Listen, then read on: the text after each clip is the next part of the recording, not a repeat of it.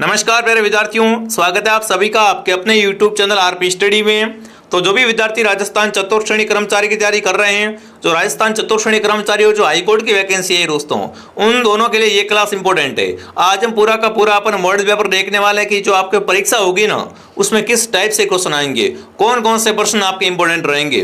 तो क्लास को ध्यान से पूरा जरूर देखें और लास्ट में कमेंट करें कितने क्वेश्चन आपके सही होते हैं। अगर आप भी राजस्थान चतुर्थ श्रेणी की तैयारी कर रहे हो तो क्लास को बिल्कुल मिस मत करना, ध्यान से कंप्लीट पूरा देख के जाना, ठीक है। तो चलिए क्लास का शुभारंभ करते हैं। क्लास का पहला ही क्वेश्चन आपके सामने पूछा है, राजस्थान के कितने जिले पाकिस्तान की सीमा के सहारे हैं। आपको बताना है यहाँ पर कि राजस्थान के ऐसे कितने जिले दोस्तों जो पाकिस्तान के साथ में सीमा बनाते हैं। तो बिल्कुल यहाँ पर 4, 6, 7 या 5, तो यहाँ पर आपका उत्तर रहेगा ऑप्शन बी। जो भी ऑप्शन बी को सही कर रहा है, बी ऑप्शन आपका राइट है। राजस्थान का सर्वोच्च पठार कौन सा है, मतलब राजस्थान का सबसे ऊंचा पठार, मैसा का पठार, आड़ोती पठार, भोराट पठार, उड़िया का पठार। देखिए अगर देखें राजस्थान के सबसे ऊंचा पठार के बारे में, तो राजस्थान का सबसे ऊंचा पठार है उड़िया का पठार। और ये उड़िया का पठार कहाँ पर है दोस्तों, उड़िया का पठार है सिरोही में। कहाँ पर है, सिरोही में। तो जो भी ऑप्शन नंबर डी को सही कर रहा है, डी ऑप्शन आपका बिल्कुल राइट रहेगा। चलिए आगे बढ़ते हैं। अगला प्रश्न आपके सामने, लाल व पीली मिट्टी वाला जिले वाला युग्म है, मतलब लाल और पीली मिट्टी है ना, वो किस युग्म वाले जिलों में पाई जाती है। भरतपुर, धौलपुर, झालावाड़, बारा, गंगानगर, हनुमानगढ़, सवाई माधोपुर, राजसमंद। तो देखिए राजस्थान में अगर देखें लाल पीली मिट्टी के बारे में, तो लाल और पीली मिट्टी पाई जाती है ये सवाई माधोपुर और राजसमंद जिले में। कहाँ पर, सवाई माधोपुर और राजसमंद में लाल व पीली मिट्टी पाई जाती है। अगला पूछा, सेवण घास किस जिले में विस्तृत रूप से पाई जाती है। सेवण घास दोस्तों है ये गोडावन पक्षी की प्रजनन स्थली कहलाती है और ये मुख्य रूप से कहाँ पर पाई जाती है बताएंगे, बाड़मेर, जोधपुर, जैसलमेर या सीकर। तो राजस्थान में सेवण घास मुख्य रूप से पाई जाती है जैसलमेर जिले में। कहाँ पर दोस्तों, जैसलमेर ऑप्शन आपका सही है। जो भी ऑप्शन नंबर सी को सही कर रहा है, बहुत बढ़िया। अगला पूछा, सामान्यतः राजस्थान को कितने जलवायु क्षेत्रों में विभक्त किया गया है, मतलब कमेंट करना है कि राजस्थान को सामान्य रूप से कितने जलवायु भागों में बांटा है, 5, 4, 6 या 3। तो राजस्थान की अगर बात करें दोस्तों, तो राजस्थान को सामान्य रूप से बिल्कुल यहाँ पर 5 जलवायु प्रदेशों में बांटा है। कितने, 5 जलवायु प्रदेशों में विभक्त किया गया है। अगला सवाल आपके सामने, कोलाज झील कहाँ पर है, बीकानेर, बाड़मेर, जोधपुर, जैसलमेर। बात करें अगर दोस्तों कोलाज झील के बारे में, तो कोलाज झील है वो अपने बीकानेर में है। कहाँ पर है दोस्तों, बीकानेर में। अगर आपको यह क्लास पसंद आ रही तो दोस्तों क्लास को लाइक एंड सब्सक्राइब जरूर करें। अगला पूछा है, जैत सागर तालाब कहाँ पर है। जैत सागर तालाब है वो कहाँ पर है, उदयपुर, बूंदी, अजमेर, माउंट आबू। सो जैत सागर तालाब है वो है बूंदी में, ठीक है ना। जैत सागर तालाब कहाँ पर है दोस्तों, बूंदी में आपका जैत सागर तालाब है। आगे बढ़ते हैं। अगला सवाल, सोम कमला अंबा परियोजना का संबंध किस जिले से है, डूंगरपुर से, बांसवाड़ा से, उदयपुर से या चित्तौड़गढ़ से। देखो सोम कमला अंबा परियोजना है ना, ये दोस्तों कहाँ पर है, तो ये अपने डूंगरपुर जिले में। सोम कमला अंबा परियोजना है वो डूंगरपुर जिले में है दोस्तों। राजस्थान में सर्वाधिक लिंगानुपात किस जिले का है, कोटा, बीकानेर, डूंगरपुर, जोधपुर। तो राजस्थान का सर्वाधिक लिंगानुपात वाला जिला दोस्तों है वो जिला आपका रहेगा डूंगरपुर। डूंगरपुर में सर्वाधिक लिंगानुपात है वो देखने को मिलता है। अगला पूछा, सांगानेर हवाई अड्डे को अंतर्राष्ट्रीय हवाई अड्डा कब घोषित किया। बात करेंगे सांगानेर हवाई अड्डे के बारे में। ये हवाई अड्डा दोस्तों जयपुर में है। यहाँ पर आपको बताना है कि इसको अंतर्राष्ट्रीय हवाई अड्डे का दर्जा है वो किस वर्ष दिया गया था। तो सांगानेर हवाई अड्डे को बिल्कुल वर्ष 2005 में क्या कर दिया दोस्तों, इसे अंतर्राष्ट्रीय हवाई अड्डे का दर्जा है वो दे दिया गया है। उत्तर आपका बी सही है। जो भी ऑप्शन बी कमेंट कर रहा है, बहुत बढ़िया। अगला सवाल, राजस्थान में सर्वाधिक प्रति भूमि किस जिले में है। पथरी का मतलब है पथरीली भूमि है ना, पथरीली भूमि है ना वो कहाँ पर पाई जाती है। तो राजस्थान में सर्वाधिक पथरीली प्रति भूमि दोस्तों है वो है बीकानेर में, ठीक है ना। सर्वाधिक प्रति भूमि कहाँ पर है, बीकानेर में दोस्तों। राजपूतों को होणों की संतान किसने बताया है, कनरजैम स्टोर्ट ने, वी.एस. सिमत ने, डॉक्टर भंडारकर ने, डॉक्टर दशरथ शर्मा ने। राजपूतों को होणों की संतान बताने वाला कौन था, फटाफट कमेंट करेंगे। तो राजपूतों को होणों की संतान दोस्तों बताया है, बिल्कुल आपका सबका उत्तर क्या आ रहा है यहाँ पर, एकदम सही आ रहा है। वी.एस. सिमत ने बताया है कि राजपूत है वो क्या है दोस्तों, होणों की संतान है। दोस्तों आगे बढ़ने से पहले जो भी विद्यार्थी राजस्थान चतुर्थ श्रेणी की तैयारी कर रहे हैं तो चतुर्थ श्रेणी का कंप्लीट कोर्स आपको दोस्तों यहाँ पर 499 रुपये मिलने वाला है। आज तक अगर आपने कुछ नहीं पढ़ा या फिर आपकी तैयारी कमजोर है तो आप इस कोर्स को ज्वाइन कर लो, शानदार तरीके से आपकी तैयारी हो जाएगी दोस्तों।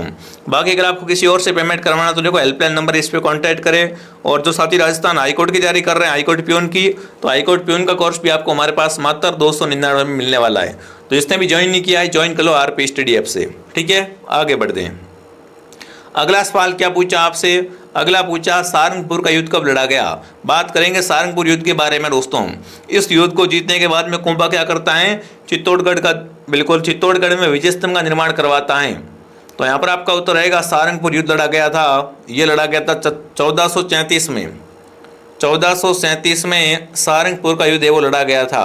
चलिए आगे बढ़ते हैं। अगला सवाल, बीकानेर प्रजामंडल की स्थापना किस वर्ष हुई। बात करेंगे बीकानेर प्रजामंडल के बारे में। बीकानेर का प्रजामंडल है ना, इसकी स्थापना दोस्तों है और राजस्थान से बाहर हुई थी। कहाँ हुई थी? कलकत्ता में दोस्तों। कहाँ हुई थी? कलकत्ता में हुई थी। मगाराम वैद के द्वारा की गई थी। कब की गई थी? 1936 में। ठीक है ना, आज थोड़ी सी तबीयत खराब है फिर भी मैं क्लास लेने की कोशिश कर रहा हूँ। तो यहाँ पर आपका उत्तर रहेगा डी ऑप्शन। बीकानेर प्रजामंडल की स्थापना मगाराम वैद द्वारा कलकत्ता में 1936 में की गई थी।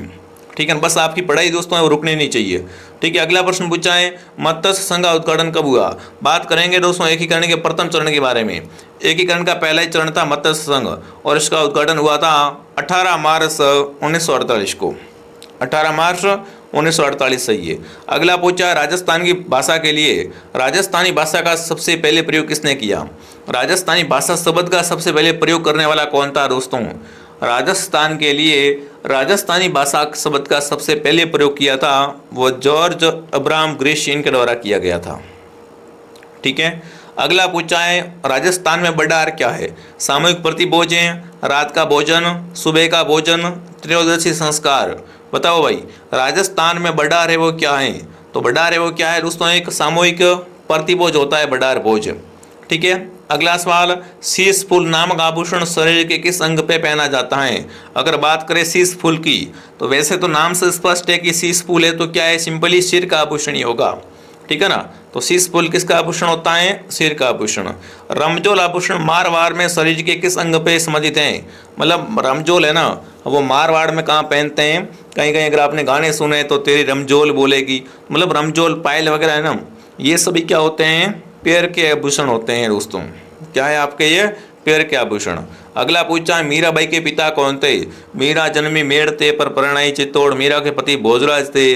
मीरा के पिता का नाम पूछे ना कि मीरा के पिता का नाम बताओ, तो मीरा के पिता थे रतन सिंह दोस्तों। रतन सिंह ऑप्शन आपका राइट है। अगला पूछा बादशाह का मेला कहाँ भरता है। भरतपुर, दौसा, ब्यावर, बाड़मेर। देखो बादशाह मेला भरता है ब्यावर जिले में। ठीक है ना, बादशाह का मेला भरता है ब्यावर में। अगला पूछा दोस्तों आपसे कागजी टेराकोटा के लिए प्रसिद्ध है। बात करेंगे कागजी टेराकोटा के बारे में। कागजी टेराकोटा के लिए कौन सा स्थान प्रसिद्ध हो जाएगा। तो यहाँ पर आपका अलवर है वो क्या है दोस्तों? अलवर कागजी टेराकोटा के लिए प्रसिद्ध है। ठीक है, अगला पूछा है प्रसिद्ध 84 खंभों की छतरी कहाँ पर है। कितने खंभे? 84 खंभे। तो 84 खंभों की छतरी बनी हुई है वो बूंदी में दोस्तों है। कहाँ पर है? बूंदी में। अगला प्रश्न पूछा है फड़ बांधते समय बाबूजी के भोपे किस वाद्य यंत्र का प्रयोग करते हैं। जब बाबूजी के भोपे क्या करते हैं? फड़ को बांधते हैं तो उस समय वो कौन सा वाद्य यंत्र बजाते हैं, है ना। तो फड़ है उसके समय दोस्तों अगर आपसे पूछे तो यहाँ पर रावण हत्या का प्रयोग होता है। बाबूजी की फड़ बांधते समय रावण हत्या का प्रयोग है वो किया जाता है।